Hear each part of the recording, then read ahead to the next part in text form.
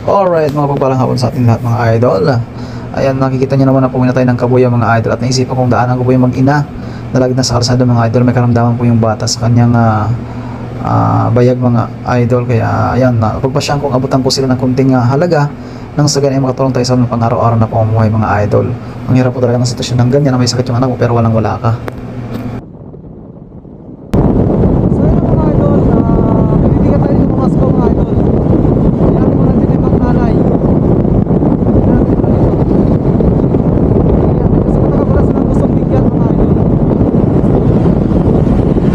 Kaya naman mga idol, nagpasya tayo na dalan ko silang dalawa at abutan ko ng pera mga idol. Sana sa ganung halaga mga idol makatulong tayo sa kanila sa pang-araw na pamumuhay dyan mga idol.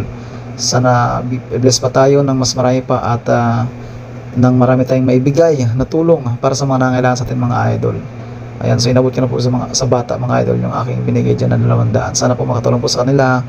God bless po sa inyo mag-ina. God bless po sa ating lahat mga idol. Alright, always safe tayo. Yun lamang po mga idol. Maraming salamat. Alright.